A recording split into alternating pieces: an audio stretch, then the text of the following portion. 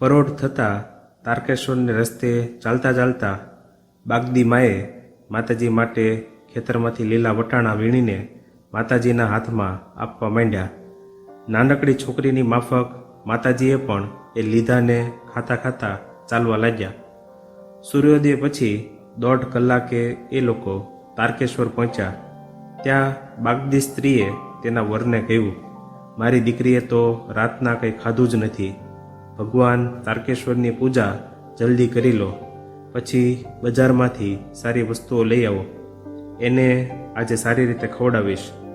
બાગદી ભાઈના ગયા પછી માતાજીના સંગાથીઓ એમને શોધતા શોધતા ત્યાં આવી પહોંચ્યાને એમને ઓળખાણ કરાવીને કહ્યું, એ લોકોએ આવીને મને ન બચાવી હોત તો રાત્રે હું શું કરત કોણ જાણે.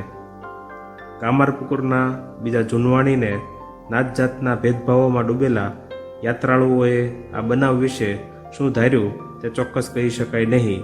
અને એ રાત્રે એ નિર્જન પ્રદેશમાં જે સ્નેહપૂર્ણ લીલા લૂંટારૂ દંપતીને એક બ્રાહ્મણ સ્ત્રી વચ્ચે થઈ અને રાત પીડીએ મેદાનમાં આ અપરિચિત બ્રાહ્મણ કન્યા શારદા દેવીના આત્મીય જેવો વ્યવહાર, એને તેમની સાથે કાયમને માટે જે પ્રીતિ સંપર્ક બંધાયો એનું મહત્ત્વ ગ્રામવાસીઓ કેટલે સુધી સમજ્યા તે પણ અમે જાણતા નથી.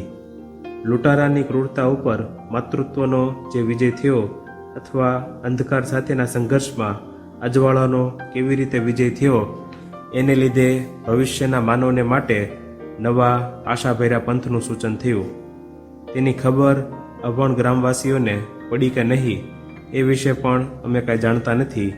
પણ તટસ્થ સાક્ષીઓ તરીકે એટલું જાણી શકીએ છીએ કે તે બપોરે કોલકાતા જતા વૈધવાટીમાં માતાજીએ લૂંટારૂ દંપતી અને કામારપુકુરના યાત્રાળુઓએ એક કુટુંબના હોય એમ ભેગા મળીને એકસાથે બેસીને બપોરનું ભોજન પૂરું કર્યું અને પછી વૈધવાટી તરફ રવાના થયા.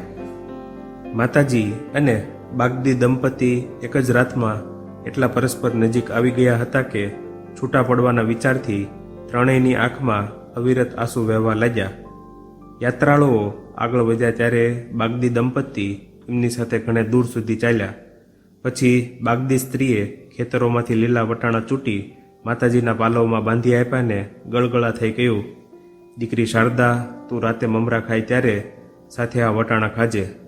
માતાજીએ એ લોકો પાસે દક્ષિણેશ્વર આવવાનું વચન લીધું ને પછી વિદાય લીધી. એ લોકોએ વચન પાળ્યું પણ ખરું ને એક વખત નહીં 2-3 વખત દક્ષિણેશ્વર એમને મળવા ગયા ને પ્રત્યેક વાર એમને માટે જાત જાતની ભેટ પણ લઈ ગયા હતા. માતાજી પાસેથી બધી વાત સાંભળીને ઠાકુર પણ એમના તરફ જમાઈ તરીકે જ માયાળું વર્તન રાખતા. પાછળથી ભક્તોને આ પ્રસંગ વિશે કહેતા માતાજીએ એક અર્થપૂર્ણ વાત કહી કે મારા લૂંટારૂ બાપ આટલા સીધાને સચ્ચરિત્ર હતા, તોય એણે પહેલાં ઘણીવાર લૂંટ કરી હશે એમ લાગે છે. એટલે કે તેલો ભેલોના મેદાનમાં તે રાત્રે બનેલા બનાવને તેઓ સાધારણ નહોતા લેખતા.